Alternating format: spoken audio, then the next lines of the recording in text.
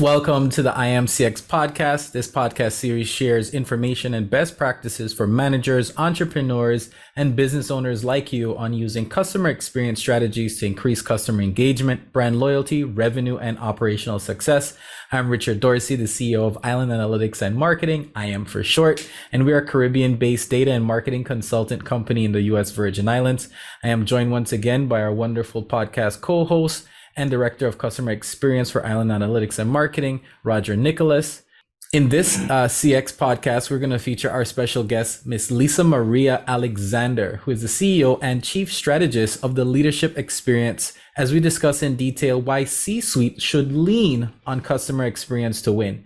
And like I said, we always like to give our guests their roses up front because they do amazing work in their communities and in their region. And Miss Alexander has done it all. She has a customer-centric operating model and strategic transformation consultancy, which is the Leadership Xperience that she founded in April 2022. Awesome that you did it in April. That is my birth month, by the way. After more than 2 decades of professional experience in the financial services sector. Miss Alexander, Lisa Maria, as our guest. She also functioned as a gender consultant in the Caribbean on behalf of an international development and funding agency, which is amazing work. With her expertise, she delivers services related to gender, diversity, and inclusion strategy. She brings to our audience today a unique diversity of her professional skills. She is a female C-suite executive, a marketeer, an organizational strategist, former licensed stockbroker. I need to ask you for some financial advice on the side, a behavioral coach as a certified one, an experienced facilitator and public speaker. Her areas of expertise include customer experience management, strategy development and implementation, marketing, market planning, relationship marketing, internal branding, and performance management, and the list goes on and on. She also has extensive practical experience in marketing strategy, customer journey management, culture and talent development, communication, and public relations. Whew, I am running out of breath, as well as product development and sales management within the financial sector of Trinidad and Tobago, as well as the Caribbean region.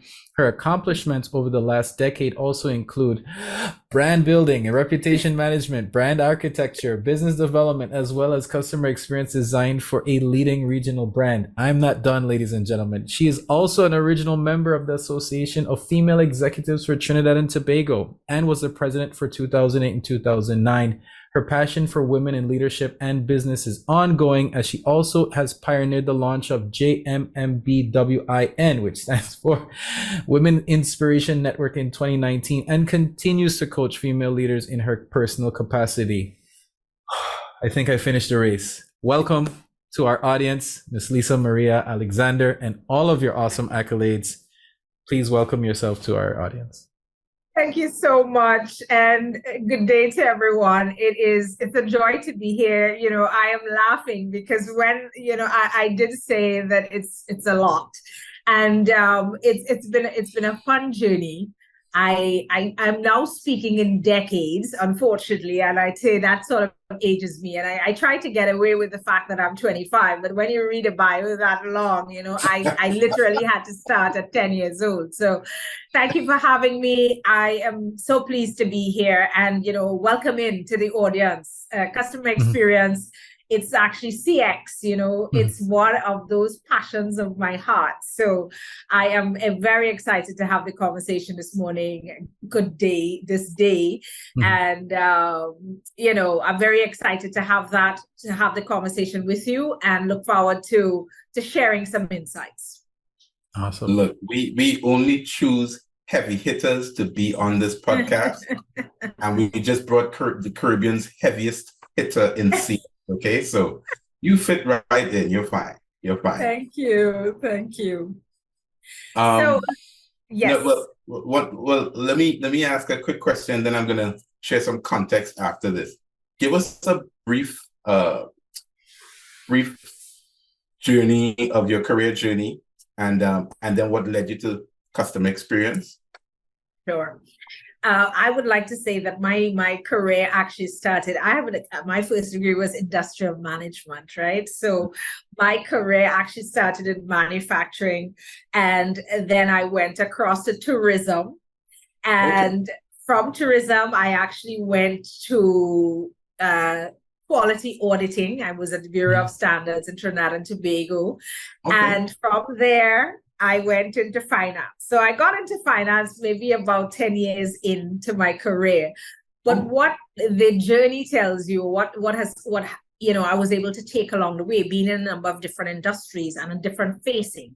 So being in purchasing and starting in purchasing and manufacturing, and then sort of landing into marketing sort of coincidentally, I was on both sides of the customer divide. One time I was the buyer, the other time I was the seller. So it gave me a different understanding of that whole concept of needs and really walking in the customer's shoes. So that might give you a little hint into how I got to where we got.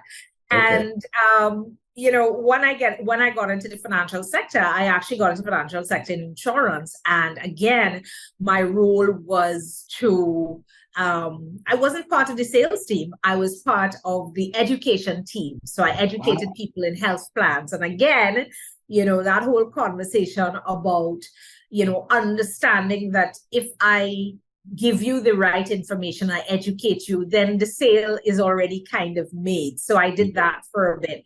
And then, I would say there was a company that plucked me from obscurity, and I actually was chosen, a couple of years into my career to lead an investment bank. And the reason they chose me was a Jamaican investment bank. And to this day, I have very awesome relationships there. But the reason they chose me is they literally chose me because of my customer impact.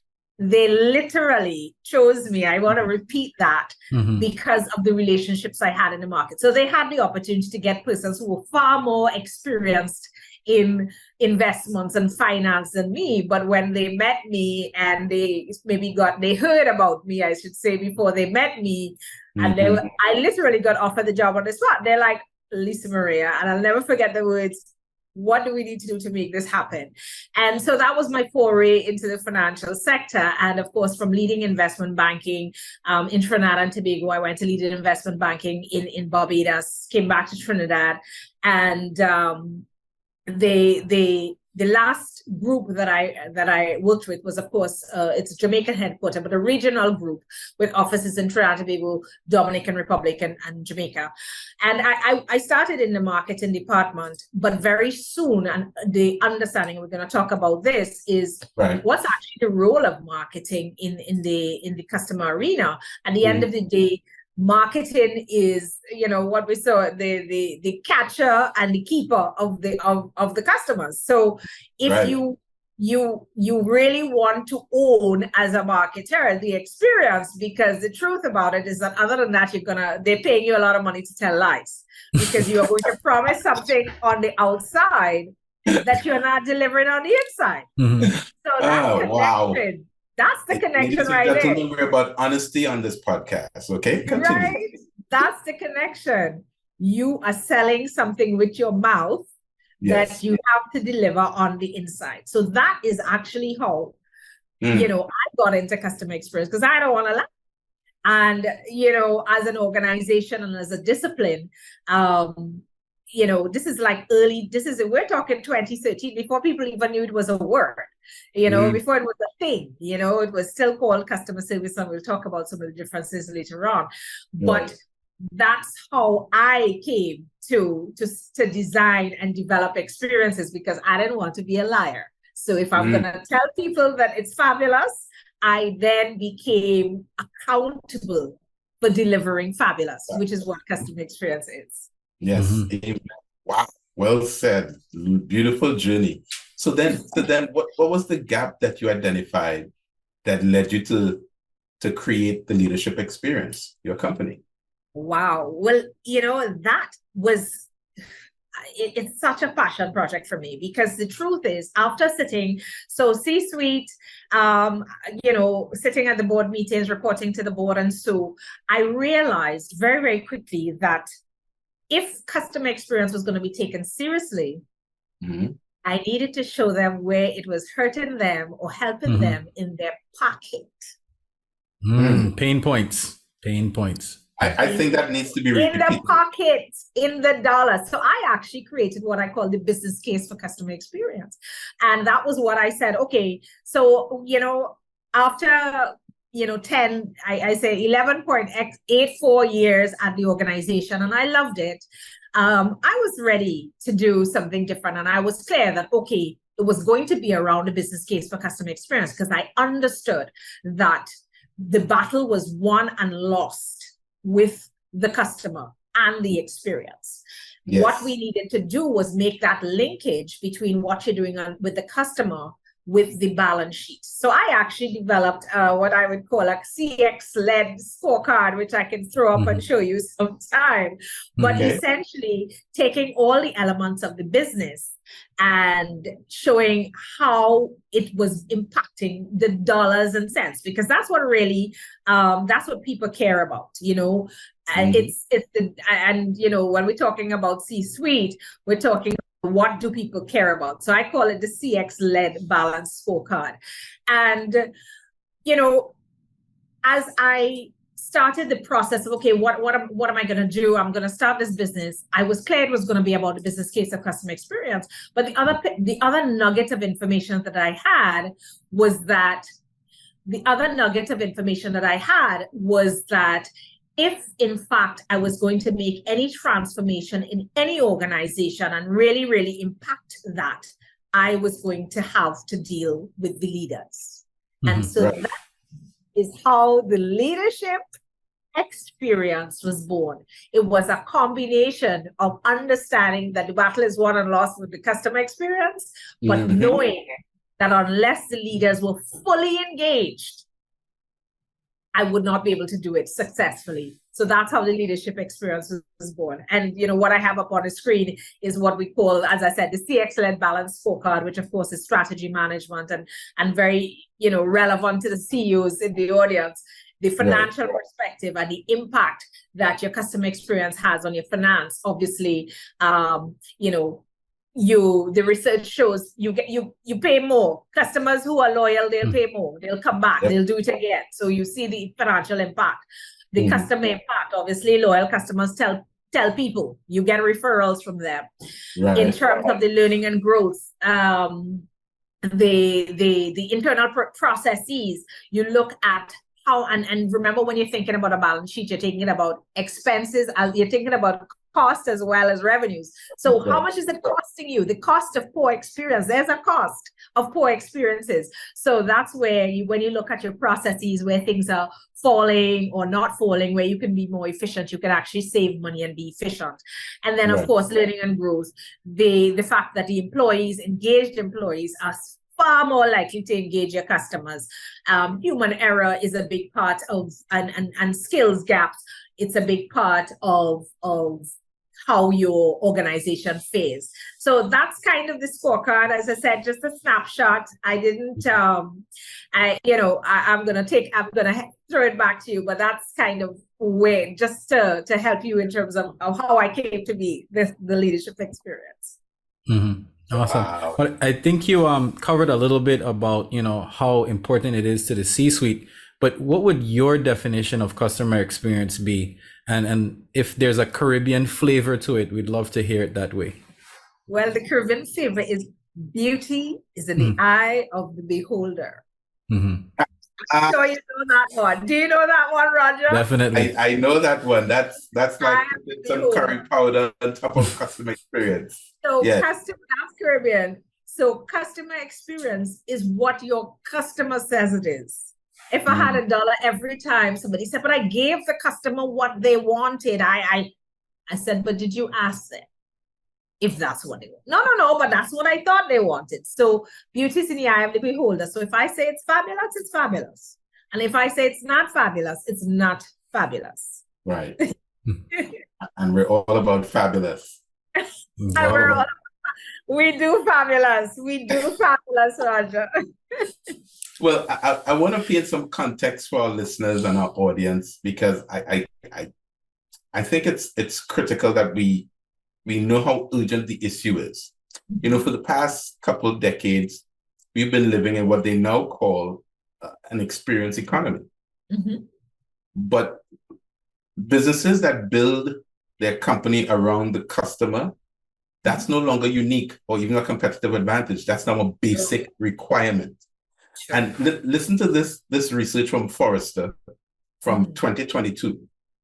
Customers said only 3% of companies are considered customer obsessed in their view.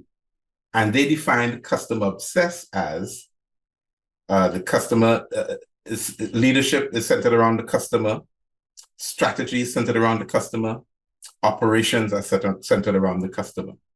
But here's the scarier fact in that research, finding in that research, is that that's a 7% drop from 2021. So it means that customers, 10% or less of companies are actually considered customer obsessed to them. So I wanted to underscore and highlight that urgency, because if they don't see it, it doesn't exist. It's in the eyes of the beholder, as our wonderful guest just said. So with that in mind, what has your experience been, Lisa Maria? What has it uncovered when it comes to the common or familiar challenges that businesses have that result in poor customer experiences? And what conversations do you feel C-suite should be having around that issue? Well, I think that probably the very first pitfall is a lack of understanding of what it is. And this is where I will take the opportunity to make my distinction between customer experience and customer service. And it's been made. Customer service is one interaction. I had great service from you, but I had a terrible experience because the guard was horrible to me. I had to stand for long hours. The billing there was an error in my billing. They took out extra money in charges. All of those things are part of the experience. And the truth is, an experience is exactly that. It's a wide angle lens of your customer interaction with your organization. So if you think you're doing great service at the teller or at the ATM or even digitally, start looking at your entire experience across channels, omni-channel, because that's what, in fact, makes a great experience. So that's the first thing. I would say the definition and just the understanding of what the experience is. And then I would have to drum home the leadership experience. I would have to say that I said recently to a board of directors that, as we know, what gets measured gets done. Right. So if at the leadership level, board level, C-suite level, we are not asking the questions about what's happening with the customer, how, like basic things, how much new business are we getting from our existing customers versus our new customers? That's an easy metric. And that's how you link customer experience to the business. And the truth is, so from the second pitfall is at the leadership level, that it's not being measured and monitored in a way that gives the results. And then the third, just three, I'll give you the top three. And then the third is that disengaged employees cannot engage your customers. So therefore, when we focus on the internal and the talent and the people side of the business, we are better able. In fact, part of what I do, of course, as a leadership experience, we do a lot of psychometric assessments, et cetera, profiles on persons. I use a tool called the DISC tool. It's very popular, it's well known. And essentially it divides our behavioral styles into 4 quadrants. Half of the quadrant on the left-hand side, it's very task-oriented, those styles, people who are just give me the numbers, just give me the numbers. And then you have the more people-oriented styles. And no style is better than the other, but you understand that if you have a box of crayons and all the crayons are brown, you're not gonna be able to design a whole lot. So that if you have people who are all very focused, task-oriented, and by the way, my key industries, banking and finance, task-oriented, accuracy-driven, details, numbers-driven, right? And then you want this is what you hire for, that's what you place a priority on, that's what, as a CEO, those are the questions they're asking. How much you sell today? What did you do? And then the people orientation side is not as developed. Then you're wondering, oh my gosh, why are we having customer experience challenges? Because you haven't empowered your people to serve. You haven't engaged your persons so that they will engage customers. Mm-hmm. Wow. Ooh, I love how you made that connection between loosely said personality styles and actual roles, because that's something that easily gets missed. But you mentioned something that's so funny. Another study I wanted to quote before Richard asked his question, from user testing. The name of the company is User Testing. It's a 2020 study, and the name of the study was the 5 key differentiators that set elite companies apart. Number 1 was stellar employee experience. So you hit that out of the park right there in your definition and explanation. Second was excellent in-person experiences. Again, your example hit on that. You already mentioned seamless omni-channel experiences, right? Personalized high-touch experiences.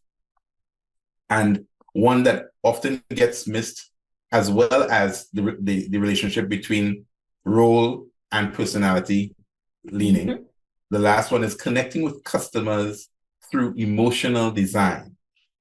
Now, I know we have a very international audience here, but for our Caribbean audience, I don't even know if we acknowledge emotion as a currency. As a currency. Yeah, as a currency. That's the best way to say it. Emotions as a currency. And I know we don't measure for it most of the time, not in my corporate experience. However, we're very emotional people, exceptionally emotional. And at times we project our emotions in very colorful ways. That's the best way I'll say it. As you see some of the interactions between business and employees and business between customers. So there's a lot of emotions going back and forth. You're absolutely right, Roger. Yeah. But no, go ahead. I was just going to add very quickly, it's an opportunity when you are designing the experience that you want to deliver. You also have designers, people, processes, and systems. So you have to take the persons who are serving at different areas and in different roles into consideration. It's part of your customer experience design. And I will tell you that this is absolutely Caribbean. So for the global audience, learn a new thing. I will tell you this.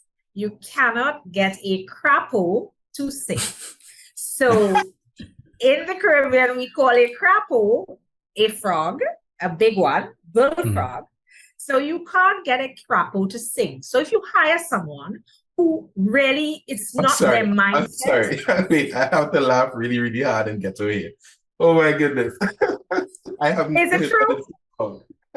You can't teach a crapo to sing. So if it is, you want someone to be on your front line and you have assessed them, you are recruiting them, you know they don't want, smiling is not what they do. Caring about people and connecting with people is not what they do. They will not be able to deliver the frontline experience you'd like to have. That person might be really, really great in the back office where they are very efficient, fantastic. Everybody has a role, but understand that when you are designing an experience, people in the experience is part of the experience.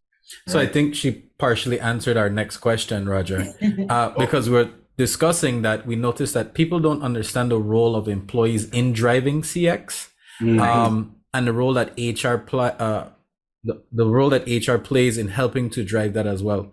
So we wanted to know at the C-suite level for you, how do you handle those conversations to help them understand both at the HR level, at the employee level, how to manage a CX strategy? Well, that's a great question. And one of the things that I actually do is I have inverted, and it's called the Employee Net Promoter Score. And I'm sure you're very familiar with the Net Promoter Score. So the Employee Net Promoter Score is for your opportunity to really assess how engaged. It's you have a number of different engagement surveys, great places to work, all sorts of assessments on how engaged people are. But the score itself is just a level test.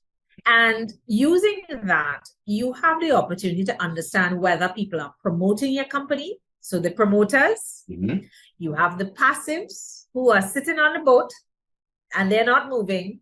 And then you have the detractors who are actually rowing in the opposite direction. So, Well, as an organization, you need to understand before you deliver anything. And it's funny because this is live for me. I had a company that called me, and the first thing they're like, Lisa Maria, we want some customer experience. We want some customer service training. I said, well, no, I don't do that. I said, but here's what I'm going to do for you. And I shared with them, I have an organizational culture assessment that I've been doing across the region. So I'm building a base, and I love the data and the insights because I'm seeing so many trends. Right. And when he was finished doing that survey, and I did a customer-centric survey and assessment, and he's like, okay, he literally bowed his head and he's like, okay, Lisa Maria, you're right. We really cast out with customer service. Where do you recommend? And actually, where I recommend it was a leadership engagement, where the leaders, by the way, so that's my next design study coming out. Right. It's leadership engagement. So i.e. employee engagement for leaders, because we do a lot of assessment of employees. That's right. But the leaders are often left out. But if your leaders are disengaged, what's happening? Like nothing gets transferred, nothing gets done. Correct. So that's the level. Correct. So you are starting with leadership engagement, who will then engage the team, who will then engage the customer. So in terms of the role of HR is really building that organizational capacity to be able to deliver. A few months ago, I did a webinar for C-Suite entitled HR is the Next Competitive Advantage. And before it came on, somebody following me on LinkedIn said, that's crazy. HR could never be a competitive advantage. Now, I understood, because traditionally it's always been seen almost as a cost center. This is what we need to do to hire the people to work there. But business has changed to the point where HR can now be actively involved in adding value to the company. That flips the cost center on its head. It's now a value center, Absolutely. Not a cost center. Absolutely. Wow. And in fact, we wouldn't even call it HR anymore. We'll call it talent and human development. I like that. What we'll call it. That's the beauty. That makes me sound talented. So, there's culture and human development, or talent and human development. All of those are what you would call HR. And some organizations are already doing that. My past employers are very progressive in that regard. Yes, yeah. And if I'm thinking of the same past employee, they are very impressive, because, to be quite honest, ladies and gentlemen, Lisa Maria is probably the first in the Caribbean to lead and drive customer experience and build it from scratch in an organization in the Caribbean. I want to repeat that. The first. Okay. Yes, I know she looks young. Yes, I know, but she's the first. Okay. So she's speaking from experience. Another question I have, one of our capabilities is to provide a researched CX insights at a regular cadence for the companies that see the value. But we feel that many companies are afraid to ask customers questions. They're afraid of feedback. Can you help our audience, or give our audience some appreciation of the value of capturing feedback regularly, and particularly actionable insight from both employees as well as customers? It's golden. It is golden. The voice of the customer is golden. How could you design something for me and you haven't asked me? Now, there is the prevailing wisdom that customers don't know what they want. So I saw recently, if I had asked you how you wanted to travel, you'll tell me you wanted a faster horse, right? You wouldn't say that you wanted a car. Right. And so yes, but the truth is, if you ask me what I want, then I may not be able to tell you. But if you ask me about how I feel and what brings me joy and what I care about, that I can tell you. And when we're able to use those insights into your product design, into your service design, that's where you have the gold. And with regard to employees are customers as well. whether they are your customers or they are. So, in organizations, it's internal and external customer. That's the distinction. It really is not an employee, right? And the truth and their insights are equally valuable. They are having an experience with your brand, your product. Employees are having the experience. So what you really want to do is collate feedback. We call it the voice of the customer. And essentially it's listening. It's active listening. It's passive listening. We do send out the surveys, and I have a ton of surveys and a ton of ways to actually get people to respond to surveys. You have to incentivize. I'm one of those, how many free books I have? I love a free book. So I would give the feedback for a free book, and I would give real feedback for a free book. Or, in my past life, and it continues, I'd give you some vouchers. I would do vouchers to some. You have to incentivize persons because you are asking them for gold. And you are asking them for gold, and if you expect them to give gold for free, well, you're very naive. But you incentivize, and it doesn't have to be anything grand, but if you incentivize persons, you would be surprised at how much feedback you'd get.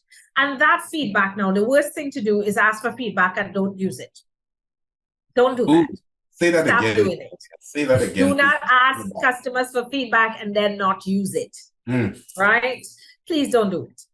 If you ask me for feedback, use it, and then show me. And, show me how you've used it. Tell me. Thank me. Thank me. Thank me, yes. Their customer. Thank you for your feedback. We note that you have said X, Y, and Z. We have put A, B, C in place. Have a great day. We welcome your feedback. It's not rocket science. In the Caribbean, we'll say that's good home training. It's good home training. Somebody give you something, you tell them thanks. You say thank you. Exactly. Isn't that good home training? So again, this is the IAM Podcast, IAM CX Podcast, where we bring Caribbean flavor to global concepts. Definitely. So one of the questions I have for you is, what are your favorite metrics? There's many ways to get feedback, to ask people, what are some of the metrics your gold standards of always suggesting to some of your C-suite, and why would you always use them? I'm going to do better. I'm going to show you what I call the customer experience equation.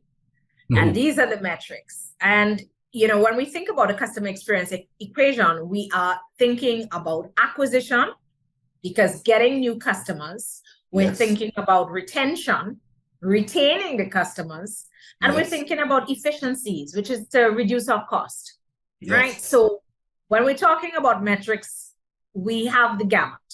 You asked me about my favorite, but I would say on the acquisition side, at the very least, you should know the new business that you're doing. Obviously, how much business are you doing from your existing clients versus how much business you are doing from new clients. Now, in your typical reporting, CEO reporting, nobody, we get a number, revenue generated 10 million.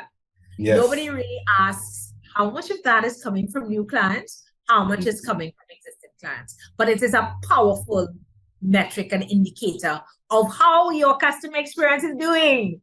Because if all your businesses, if you are over 100,000 customers and all your business is coming from new clients, you have money left on the table. Absolutely. Say that again too. Right? You have money left on the table if you do not know how much money, how much revenue you're generating from existing clients versus from new clients. On the retention side, you're monetizing your relationships. So at the very least, this is where, of course, you're talking about loyalty. You must have your loyalty score. I love an NPS because it's an easy score. And what I particularly love about NPS is because I could say I am loyal, but when I ask you whether you are willing to promote, or when I assess whether you're promoting, so promoting and saying, all right, is very different. Yes. We want customers to promote, because those are the ones who are going to bring new customers into the funnel. And then on the efficiency side, we really, one of the things that I actually added here, and I have them here, these are what I call the strategic performance indicators. If my screen is still showing, it's yes, good. It's a simple, you notice I have employee engagement? Mm-hmm. Because one of your biggest costs is employee turnover, employee mistakes. And I know that it's very difficult to conceive that that is a customer experience metric, but it impacts your experience. So where you have you ever gone to somewhere where two employees are fighting? Unfortunately, and you're waiting to more than once. Right? Or they are just disinterested in serving you because they are disengaged. Yes. So that's a significant cost. Of course, a pet one for me would be the return on marketing cost, because for every dollar that you sell in marketing, it's sometimes difficult to make the linkage, but you can based on where you spend when you have a campaign, how is it done, etc., etc. So you asked me about my favorites. I think I gave you a little bit more than my favorite, but this is what I would capture as some of the strategic key performance indicators that I personally keep an eye on. Wow, that's thorough, right, Richard? Yeah, I really love the employee engagement. I don't think we beat the drum enough on that. Your employees are your business. It's not your product. It's not your service. It's not your vendors. It's not how to differentiate yourself. Your employees are your business. And speaking about bad employee behavior, one of the worst things that a customer can ever experience is not just an employee giving you poor service. It's an employee talking down about the business itself. I think that's just as damaging, because when an employee says, "Oh, the food isn't good," or the quality is bad, or when they're bad talking your service in front of customers, that's a recipe for utter disaster. It happens when you go to the restaurant. You say, "What is good?" You say, "I didn't really taste anything." What are you buying? You going on to the next. Or when they say, "Oh my gosh, the lamb is fantastic. I really love it. Don't you try it?" I certainly do. I'm glad you said lamb. That's a favorite dish of mine. So that actually happened to me and my fiance last night, celebrating my birthday. Happy belated. Thank you. But it's actually today. Happy We birthday. just get the party started early. That's all. Happy birthday. Thank you so much, Lisa Marie. I would ask you to sing, but we don't have guests to do that here, so maybe next time. And that's not my skill and talent.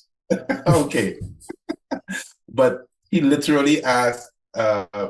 we asked, everything looks good. Could you restart your camera before you go ahead? You were stuck for 2 seconds. Okay. Will do. The beauty of recording your podcast. And I don't mind live, though. I don't mind live. I'm good with live.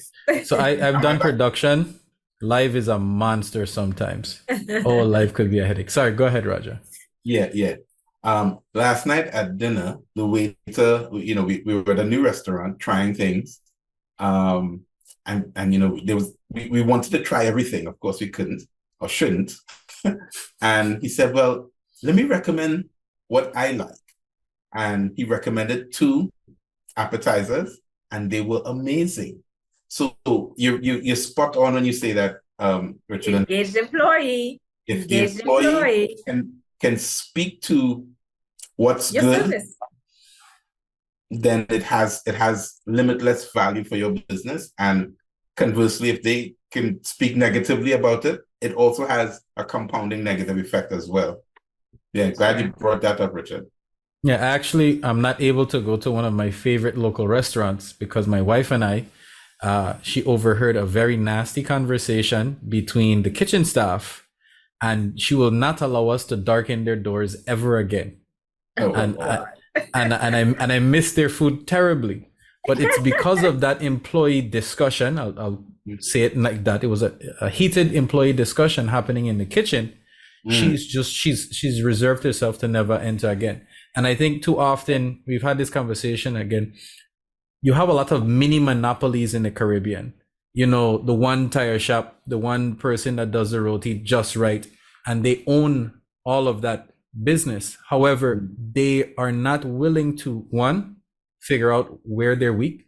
They don't want to engage their employees because sometimes they have long-term employees who have been there for, as we say, donkey years. So they're the only ones that know how to do this. Let me not upset them because, if they're not there, then I won't be able to do it myself. And they don't want to know necessarily what the customer feedback is because they don't really want to change anything. I think so. Those are some emotional hesitations, which is not on one of our questions, but I'll ask you, do you take any inventory on some of the emotional reservations that leaders have? And if you have, what have been some of the very unique emotions that you've seen expressed by leaders in their hesitation to adopt certain CX practices? What are their fears? 100%. 100%. And let me tell you, it actually as recent as this week, and it goes back to our assessment. As I said, I can't come to the table to begin to understand you unless you understand you. So I start with the self-assessment. And I met with a leadership team, and the prevailing culture of the team, of course, was accuracy and precision, not very emotional. And there was actually no one on the team who would have exhibited the high emotion, enthusiasm, energy kind of style. And, one of the directors said, he said, but we don't really want that, because then they will go about doing these things without, taking a lot of risk and so and so. So it is but he got it at the end that, again, you can't have all brown crayons, and that you need to have persons who are more, because we're different. And there are persons who lead from emotion versus those who lead from accuracy. That's a fact of life. And so what we need is the understanding that right fit, right role, even throughout both at the governance level, the leadership level, but also throughout the organization. And it's really about, even as you are recruiting, you have to recruit people who align to your culture and your brand promise, so that you are not telling lies when your marketing is saying that we believe in this, we believe in love and the goodness of all. And yet when they have an encounter with your organization, that's not what they're experiencing. So there must be a connection between what you're saying and what your organization stands for, and what it is you hire, what the persons who represent the organization are able to deliver on the emotional side. Yes, well said. And Harvard did a study many years ago regarding the power and value of emotional connection to a brand. And they said that 95% of purchases are based on emotion. Absolutely. And not only that, they said that when a customer is emotionally connected and satisfied with the service or the product, and they can actually perceive some type of brand differentiation, they have value, they bring 52% more value versus the average customer who's just satisfied but not connected emotionally. Absolutely. And those who aren't satisfied or connected are worth 20% less. Imagine that. And I can speak to that from my own experience, in my car service, where for years I would service the car at the dealer, even after the warranty wore off. And it's because there was a guy there who, he would be like, literally, I said, if my car coughs, I can carry my car. I said, sir, I had a Volvo at the time. If it coughs, I can carry the car. I have a different kind of car. I won't advertise, but I have a different kind of car, and it's the same relationship. And I know that I am paying more money. I am sure I could get it cheaper done. But I have the comfort, I have the relationship, and most of all, in some things, you also want the credibility. You want that, if anything, if your car coughs, the person who is fixing it knows what they have to do. So it's important to we pay more for what we want. Exactly. Absolutely. And customers are willing to pay more for what they want, whether it's convenience, whether it's consistency, whether it's a feeling of being cherished and valued, but they'll pay more. They'll pay up to 20% more, according to research. That's right. Richard, No, I'm just saying, I'm looking at time. It's not our friend. and our guest is only here with us for a short amount of time. Yes. Are there any other questions you want to ask before we wrap up our episode? I never get enough time with people. Okay, so Lisa Marie, I wish I could talk to you for another 7 hours, but you do run, so we won't do that. I don't have any other questions, Richard, other than our favorite wrap-up question of, you have a lot going on, Lisa Maria. Leadership experience, yourself, speaking engagements. Is there anything new coming up that you'd like to share, that you can share about what Lisa Maria Alexander will be doing, or what the leadership experience might be getting involved in? I would say, so this is my second year of operation after a fabulous first year, and more, it's for me this year, I'm actually looking a little deeper into the team dynamic. So we've done engagement. I have looked at the self-assessments and so, but I'm actually now looking to assess teams as a group, group cultures, group teams, and dynamics to see how, it can be more effective for the organization. And that, again, the ultimate objective is to be able to deliver on the customer experience that customers want. Okay. Awesome. Wow. Yeah, so I just wanted to ask you, for our audience who's going to part ways for you for now, because we'll definitely invite you again on a later podcast episode. What would be that, what would you say to encourage business leaders, owners who are, still afraid to put their toe in the water of CX? The metrics is too many metrics, the information. What would you say to encourage those leaders that are still a little shy when it comes to CX? What would be your last words for them? My last words for them, and again, I will say it with a slide, simply so that they are able to, capture it as they would like. The number one thing for critical success factor is you have to build executive alignment. Make sure that at the leadership team it's happening. Make sure that, you believe it, you understand it. The second thing, of course, is identify measures for success. What does success look like? How will you know when you reach? So identify your measures. You don't need 20, you could take 2. And identify the measures. The third thing is take the entire organization on a journey. Don't let CX happen in the C-suite, or don't feel that CX needs to happen on the front line, or CX needs to happen in HR or in marketing. Take the entire organization on the journey. Everybody is involved in the delivery of customer experience. And last but not least, keep the voice of the customer at the center of the transformation. Whether it's a physical customer or their feedback, keep it at the center. When you're making a decision about where to spend money, ask the question, what is the impact going to be on our customers? How can we make this better for them? And that's what I would say would be my top 4. I call them the critical success factors for effective CX transformation. Wow. Thank you. That is a great way to end. I almost want to bring out a ties basket. Because you were preaching to me, my paws are raised. So that is amazing, Lisa Maria Alexander. Thank you so much for your wisdom, your time, and there's just so much I want to say. But anyway, thank you so much for sharing time with us at the IAM CX Podcast and Island Analytics and Marketing.